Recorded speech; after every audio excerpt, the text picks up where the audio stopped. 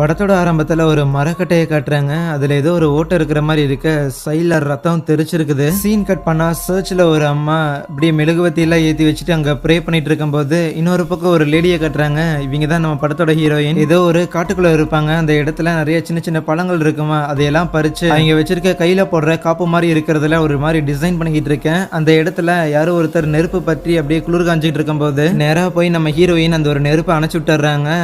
இந்த ஒரு நபர் தான் நம்ம படத்தோட ஹீரோ. இங்க இருந்து சீக்கிரம் கிளம்பணும்னு சொல்லி ரெண்டு பேரும் பேசிக்கிட்டு இருக்கும் போதே நம்ம ஹீரோயின் ஒரு காப்பு மாதிரி செஞ்சிருப்பாங்கல்ல, அது அவனோட கையில போட்டு விட டக்குன்னு யாரோ அந்த இடத்துல விசில் ஊதுற மாதிரி சத்தம் கேட்குமா. உடனே பயந்து போய் ஒரு இடத்துல ஒளிஞ்சுக்குவாங்க. அப்படியே கொஞ்ச நேரம் எட்டி பார்த்துட்டு சரி நீ இங்கேயே இரு, நான் போய் அவங்கள திசை திருப்பிட்டு வரேன்னு நம்ம ஹீரோ மட்டும் போகும்போது நம்ம ஹீரோயினுக்கு அவனை தனியை விட மனசு இல்ல. அதனால அவ்வளவு பின்னாடியே வரா. ஆனா நம்ம ஹீரோ எங்க போனான்னு தெரியலையா. அப்படியே காடு ஃபுல்லா சுத்திட்டு இருக்கும் போது அந்த இடத்துல எவனோ ஒருத்தன் வந்து நிக்க அவன் இருந்து எஸ்கேப் ஆகலான்னு போனா இன்னொரு பக்கம் இன்னொருத்தன் வந்துட்டு ரெண்டு பேரும் அமுக்கிடுறாங்க. நம்ம ஹீரோயினை மட்டும் தான் பிடிச்சிட்டாங்களான்னு பார்த்தா கிடையாது, நம்ம ஹீரோவையும் பிடிச்சிருந்துருப்பாங்க. அவனை பயங்கரமா அடிச்சிருந்துட்டு அதுக்கப்புறம் ரெண்டு பேரையும் மாறி மாறி ஒவ்வொரு கார்ல ஏத்திக்கிட்டு அந்த ஒரு காட்டுக்குள்ள இன்னும் டீப்பரா போயிட்டு இருக்கேன். நம்ம ஹீரோயினை மட்டும் ஒரு இடத்துல கொண்டு வந்துட்டு அங்க இருக்கிற ஒரு சேர்ல நகர முடியாத மாதிரி கை காலை கட்டி போட்டுட்டு அதே இடத்துல அமைதியா அப்படியே சுத்தி நின்னுக்கிறானுங்க. அந்த இடத்துல லிட்டரலா அவனுங்க எந்த ஒரு ரியாக்ஷனுமே கொடுக்கலையா. பிளஸ் நம்ம ஹீரோவை வேற எங்கேயே கூட்டிட்டு போயிருக்கானுங்க போல. இந்த ஒரு குரூப்புக்கு ஒரு லீடருமே இருக்கும் போல. அது ஒரு கிளவியா இருக்குமா. அந்த கிளவி ஒரு கத்தி எடுத்து உட்கார்ந்துட்டு இருக்க நம்ம ஹீரோயினோட காலை வந்து அப்படியே பயங்கரமா கிழிக்க ஆரம்பிக்கிற. வழியில அவ துடிச்சுக்கிட்டு இருக்க. திடீர்னு அந்த இடத்துல வெதரே மாதிரி அப்படியே ஒரு மாதிரி பயங்கரமா காத்தடிக்க ஆரம்பிக்கும். அங்க இருக்கிற தொங்க விட்டு இருந்திருப்பாங்க சில பாட்டில் கேன் எல்லாமே, அது எல்லாமே காத்துல டப டபன்னு அடிச்சுக்கிட்டே இருக்க. இந்த ஒரு கும்பலுமே யாரையோ கூப்பிடுற மாதிரி ஊஹா ஊஹா அப்படின்னு கத்திக்கிட்டே இருப்பாங்களா. கொஞ்ச நேரம் கழிச்சு அவங்க இருக்கிறதுக்கு ஆப்போசிட்ல சம்திங் ஏதோ ஒரு விதமான ஜந்து நடந்துகிட்டு இருக்க. அது நம்ம ஹீரோயினோட ரத்த வாசனைக்கு தான் வந்துகிட்டு இருக்கு போல. உடனே அவளும் பயந்து போனவ வேக வேகமா அந்த ஒரு கட்டை அவளுக்கிறதுக்காக ட்ரை பண்ணிக்கிட்டு இருக்கிறாளா. அந்த ஒரு கும்பலுமே இதை எதையுமே பார்க்காத மாதிரி சைட்ல நின்னுகிட்டு இருப்பாங்க. ஆனா அதுல ஒரு மொட்டை மட்டும் நம்ம ஹீரோயின் என்ன பண்றான்னு திரும்பி பார்க்கும்போது அவளுக்கிறதுக்காக ட்ரை பண்றாங்கிறத பார்த்துட்டு வேக வேகமா கிட்ட வந்து அந்த கயிறு எல்லாத்தையும் அவன் டைட் பண்ணிட்டு இருக்கிறானா. இந்த கேப்ல நம்ம ஹீரோயின் ஒரு சின்ன மரக்குச்சியை எடுத்து அவனோட கழுத்துலயே சொருகி விட அப்ப சடனா கிட்ட வந்த அந்த ஒரு மிருகமே நம்ம ஹீரோயினுக்கு பதிலா அந்த மொட்டையினை தூக்கிட்டு போயிடும். ஏன்னா கால்ல கிழிச்ச ரத்தத்தை விடவுமே கழுத்துல காயப்பட்ட அதிகமான ரத்தம் வரும்ல. அப்படியே கொண்டு போய் அவனை ஒரு மரத்தோட மரமா வச்சுக்கிட்டு அவனோட கழுத்தை கிழிச்சு அப்படியே இருக்கிற ரத்தத்தை எல்லாத்தையும் அது ஒரு மாதிரி குடிச்சு பயங்கர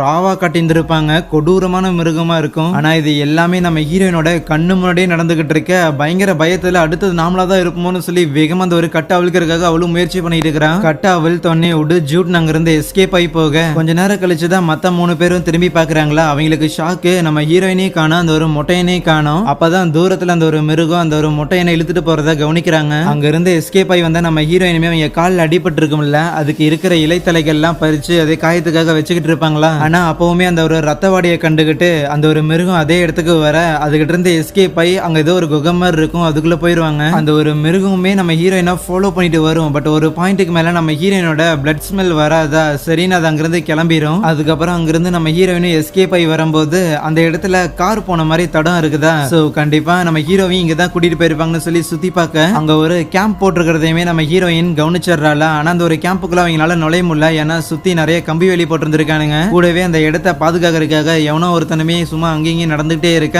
அந்த செக்யூரிட்டி கவனிக்காத நேரத்துல அங்க இருக்கிற ஒரு தகரடப்பாவை தள்ளி வச்சுட்டு அந்த ஒரு கம்பி வேலிக்குள்ள பூந்து நம்ம ஹீரோயின் வந்துட்டு அங்க இருக்கிற ஒரு கார் கிட்ட ஒளிஞ்சுக்கிட்டே சுத்தி முத்தி பார்க்கும்போது நம்ம ஹீரோயின் ஒரு காப்பு மாதிரி ஹீரோக்கு கொடுத்திருந்தால அது அங்க கிடக்குதா. என்ன ஏதாவது பண்ணிட்டானுங்களா அப்படின்னு யோசிச்சுக்கிட்டே அங்க இருக்கிற அந்த ஒரு காப்பை போய் அவ எடுக்கும் போது அந்த குரூப்போட லீடர் அந்த கிளவி இருக்குல்ல, அது அந்த இடத்துக்கு வந்துருது. அந்த கிளவி அந்த இடத்துல ஏதோ ஒரு மர வீடு மாதிரி இருக்குமா. உள்ள போகும்போது ஸ்டார்டிங்ல காமிச்ச அந்த சர்ச் இருக்குல்ல, அது அதுவா தான் இருக்கும். அங்க பிரேயர் பண்ணிட்டு இருந்த லேடியுமே அப்படியே பிரேயர் பண்ணி திரும்பும் போது அவங்க பிரெக்னெண்டா இருக்கிறாங்களா. சோ அப்ப கரெக்டா அந்த கிளவி உள்ள வரும்போது அங்க இருந்த மத்த எல்லாரையுமே வெளியே போக சொல்லிட்டு கிட்ட வந்து அந்த கிளவிய கன்னத்திலே பயங்கரமா அடிக்கிறாங்க. எதுக்கு எப்படி நீ வந்து நம்ம ஹீரோயினை தப்பிக்க விடலான்னு சொல்லிதான். ஏன்னா இவங்கனால வெளியே வந்து பார்க்காமலே வெளியே காட்டுக்குள்ள என்ன நடக்குதுங்கிற விஷயத்த இவங்கனால உணர முடியுதா. நம்ம ஹீரோயினுமே இந்த காட்டுக்குள்ளதான் இருக்கிறா. முடிஞ்ச அளவுக்கு சீக்கிரம் போய் புடின்னு கத்தி அமுச்சு விட்டுறாங்களா. நம்ம ஹீரோயின் அந்த சர்ச்சோட மர வீடு இருக்குதுல்ல, அதுக்கு அடியில தான் ஒளிஞ்சிருந்திருக்கா. உள்ள இருந்து அந்த கிளவி நடந்து வரும்போது அந்த கிளவியோட காலை பார்த்துட்டே இருக்க. டக்குன்னு அந்த கிளவியோட காலை காணுமா, எங்கடா போச்சுன்னு சொல்லி நம்ம ஹீரோயின் அப்படி தேடிட்டு இருக்கும் போது இங்கதான் இருக்கிறாடின்னு சொல்லிட்டு டக்குன்னு பார்த்தா அவளும் உள்ள போந்துட்டு நம்ம ஹீரோயினை பிடிக்கிறதுக்காக ட்ரை பண்ண ஆல்மோஸ்ட் பிடிச்சிடறால. இருந்தாலும் நம்ம ஹீரோயின் அவளோட வாயிலே ஒண்ணு கொடுத்துட்டு அங்கிருந்து எஸ்கேப் ஆக பார்க்க அந்த இடத்துல ஒரு பெரிய குரூப்பே ஒரு பெரிய கம்யூனிட்டி மாதிரி வாழ்ந்துகிட்டு இருக்கிறாங்க. அந்த கிளவி டக்குன்னு அங்க இருக்கிற ஒரு பெல் அடிக்கும் போது ஏதோ முக்கியமான விஷயம் போலன்னு சொல்லிட்டு இருக்கிற எல்லாருமே அவங்க கையில கிடைக்கிற பாத்திரத்தை வந்து தட்டிக்கிட்டே இருக்க. நம்ம ஹீரோயின் அங்க இருந்து எஸ்கேப் ஆகிறத பார்த்துட்டு எல்லாரும் பிடிக்கிறதுக்காக ட்ரை பண்றாங்களா, ஆனா அவ கஷ்டப்பட்டு வந்த வழியில இருக்கிற அந்த கம்பி வேலிக்கு உள்ளேயே தாண்டி போயிடலான்னு பார்க்கும்போது ஒருத்தன் வந்து கரெக்டா பிடிச்சிடறான். ஆனா அவனோட மூஞ்சிலே உதச்சிட்டு நம்ம ஹீரோயின் எப்படியும் அங்க இருந்து எஸ்கேப் ஆகி போக கன்னை வச்செல்லாம் ஷூட் பண்ண ட்ரை பண்ணாலுமே ஸ்டில் நம்ம ஹீரோயின் காட்டுக்குள்ள ஓடி போய் தப்பிச்சிடுறாங்களா. அப்ப அப்படியே நைட் ஆக ஆரம்பிக்குது. அந்த ஒரு கம்பி வேலியில கொஞ்சம் கஷ்டப்பட்டு தானே வந்திருப்பாங்க. சோ கை கால் எல்லாத்துலயும் கிழிச்சிருந்திருக்கும். சோர்வுல அங்க இருக்கிற ஒரு பாறை மேல கைய வச்சிருந்திருப்பால, அது ஃபுல்லா ரத்தக்கரையாக கொஞ்ச நேரத்திலே அந்த காட்டுக்குள்ள இருந்து ஏகப்பட்ட ஜந்துக்கள் அதே மாதிரி அந்த இடத்துக்கு வரும். ரத்த வாடைக்கு வேகமா நம்ம ஹீரோயினை சேஸ் பண்ணிட்டு இருக்கும் போது அதுகிட்ட இருந்து எஸ்கேப் ஆகிறதுக்காக அவ்வளவு ஓடி வந்து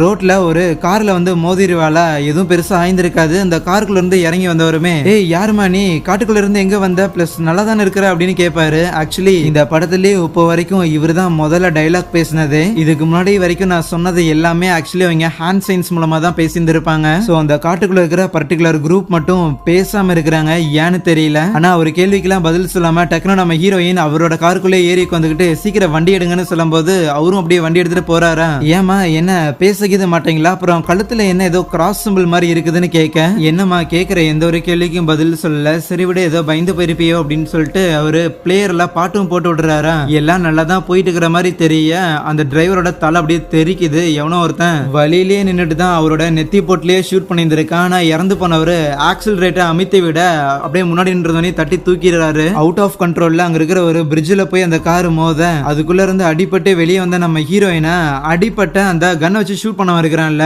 அவன் நேரா நம்ம ஹீரோயினோட கழுத்தை பிடிச்சு நெருக்கி அதே இடத்துல சாகடிக்க பாக்குறானா. ஆனா அவன் இருக்கிற கன்னோட ட்ரிகரை பயன்படுத்தி நம்ம ஹீரோயின் அவனையே போட்டு தள்ளிட்டு அந்த கன்னை எடுத்துக்கிட்டு திருப்பி அவ காட்டுக்குள்ளேயே போக ஆரம்பிக்கிறான். கொஞ்சம் தூரம் காட்டுக்குள்ள போகும்போது அங்க யாரோ இருக்கிற மாதிரி இருக்குதா, என்னன்னு இவ்வளவு கன்னை பாயிண்ட் பண்ணிட்டு கிட்ட போக அது ஆக்சுவலி நம்ம ஹீரோவா தான் இருக்கும். பயங்கரமா உடம்புல ரத்த காயத்தோட அதே இடத்துல இருக்கிறாரா. ஆனா அவரு நம்ம ஹீரோயினை கிட்ட வர வேணாம்னு சொல்ல பேச்ச கேட்காம நம்ம ஹீரோயினும் கிட்ட போகும்போது பார்த்தா ஏதோ ஒரு கயிறை வச்சு டிராப் செட் பண்ணிருக்காங்க போல. அப்படியே நம்ம ஹீரோயினை தலையில தொங்க விட்டுறாங்க. அதுக்கப்புறம் அந்த ஒரு டிராப்பை செட் பண்ணவனுமே அந்த இடத்துக்கு வருவானா. சோ இப்ப பார்த்தா நம்ம ஹீரோயினா இருக்கட்டும் ஹீரோவா இருக்கட்டும் அந்த டிராப்பை செட் பண்ணவனா இருக்கட்டும் இவங்க 3 பேர் உடம்புலயுமே ரத்தம் சிந்தி இருக்குது. கண்டிப்பா அந்த ஒரு மிருகம் இந்த இடத்துக்கு வரப்போகுது. பட் யார முதல்ல கொல்ல போகுதுன்னு யோசிச்சுக்கிட்டே இருக்கேன். திடீர்னு ஒரு மிருகம் உள்ள போந்து அந்த டிராப் செட் பண்ணவன் இருக்கிறான்ல, அவன் தலைய மரத்தோட மரமா அடிச்சுட்டு அப்படியே தொண்டையை கிழிச்சு அப்படியே தலைய மட்டும் தனியா எடுத்து அந்த இடத்துல ராவா சாப்பிட்டுக்கிட்டு இருக்கேன். பாடி அதுக்கப்புறம் காட்டுக்குள்ள இழுத்துட்டு போயிரும். நம்ம ஹீரோயினும் தட்டு மாதிரி அப்படியே அந்த கயிறுல இருந்து எந்திரிச்சு அங்க கிளையில போய் உட்காந்துருவாங்களா. எப்படியோ சேஃபா தான் இருக்கிறோம் அப்படின்னு அவங்க நினைச்சுக்கிட்டு இருக்கும் போது அப்ப திருப்பி இன்னொரு மான்ஸ்டர் வந்துட்டு நம்ம ஹீரோ இருக்கிறான்ல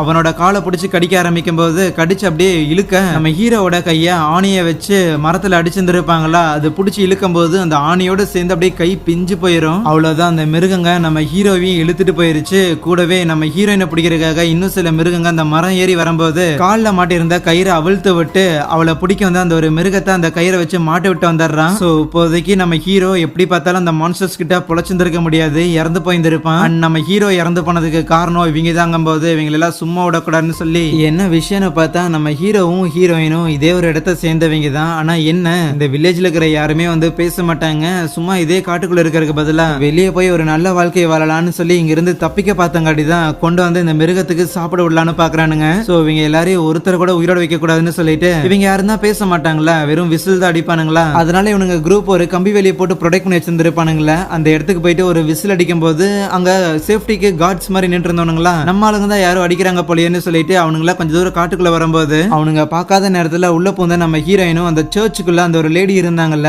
அவங்க கிட்ட அப்படியே கன்னை பாயிண்ட் பண்ணும்போது நான் பிரெக்னெண்டா இருக்கிறேன் எனக்கு இது ஷூட் பண்ண போறேன் அவ சைக்கிள சொல்லிக்கிட்டு இருக்கவே நம்ம ஹீரோயினும் பண்ண வேணாமோ அப்படிங்கிற மாதிரி நினைச்சுக்கிட்டு இருப்பாளா. ஆனா அப்ப அவ நம்ம ஹீரோயின் கையில இருக்கிற கன்னை வந்து தட்டி விடும் போது டக்குன்னு நம்ம ஹீரோயின் அவ கையில இருக்கிற நெகத்தை வச்சு அந்த பிரெக்னென்ட் லேடியோட வயிற்றுலயே ஒரு கூட போட்டு விட்டுறான். ஆனா உள்ள வந்து அந்த ஆளுங்க நம்ம ஹீரோயினை கேப்சர் பண்ணிடுறாங்களா. அதுக்கப்புறம் அந்த இடத்துல ஒரு குழிக்குள்ள ஒரு பொட்டி மாதிரி வச்சிருந்திருக்காங்க. அதுக்குள்ள நம்ம ஹீரோயினை தள்ளி விட்டு லாக் பண்ண சைட்ல ஏதோ சுரங்கப்பாதை மாதிரி இருக்குதா, அங்க வந்து ஒரு விளக்குமே இருக்குது. அதை எடுத்துட்டு அது வழியே எஸ்கேப் ஆகி போக முடியுமான்னு பார்க்கும்போது திடீர்னு ஏதோ ஒரு மான்ஸ்டர் அது வழியே வர பயந்து போனவர் ரிவர்ஸ்லயே வந்து அதே ஒரு பொட்டிக்குள்ள உட்காந்துக்கிறாளா.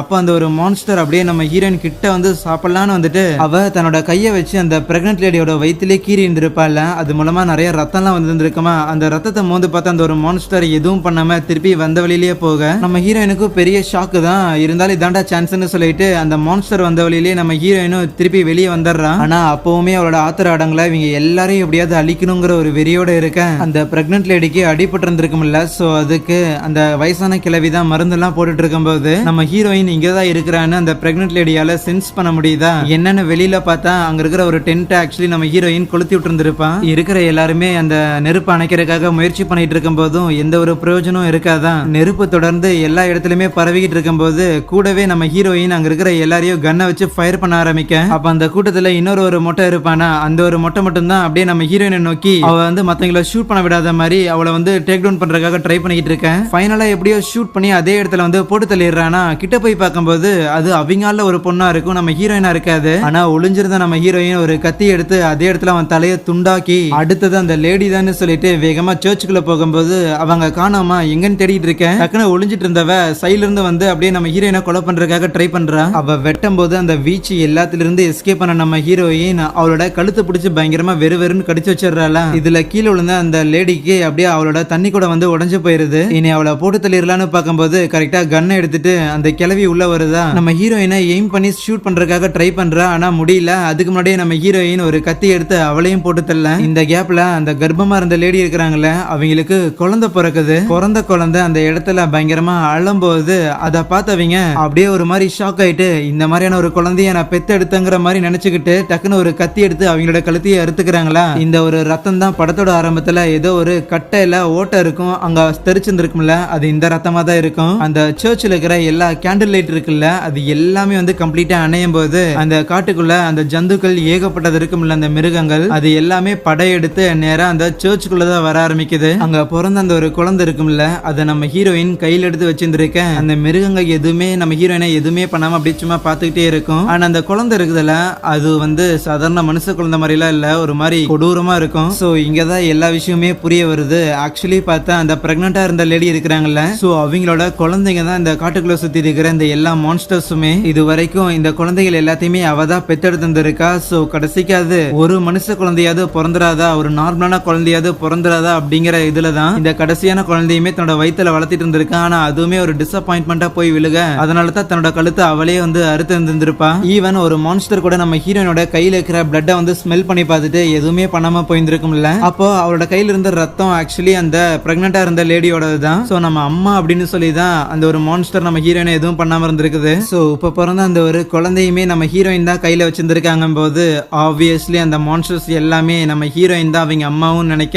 சோ இது எல்லாமே நம்ம ஹீரோயினுக்கும் புரிய வர இதையெல்லாம் வச்சு ஏதாவது பண்ணலாமான்னு நினைக்கிறாளா, இல்ல நாம இங்க இருக்கிற எல்லாரையுமே அழிக்க பார்த்தோம் அது நடந்துருச்சானா அப்படிங்கிற சந்தோஷமான்னு தெரியல. ஆனா வில்லத்தனமா அங்க சிரிக்கும் போது அங்கே இந்த ஒரு படத்தையும் முடிக்கிறாங்க. எனிவேஸ் கண்டிப்பா இந்த ஒரு வீடியோ உங்களுக்கு ரொம்ப பிடிச்சிருந்திருக்கும்னு நினைக்கிறேன். இதே மாதிரியான ஹாரர் கதைகளை தினைக்கும் கேட்கறதுக்காக மறக்காம வாய்ஸ் ஆஃப் டெத் தமிழ் சேனல்ல சப்ஸ்கிரைப் பண்ணிக்கோங்க.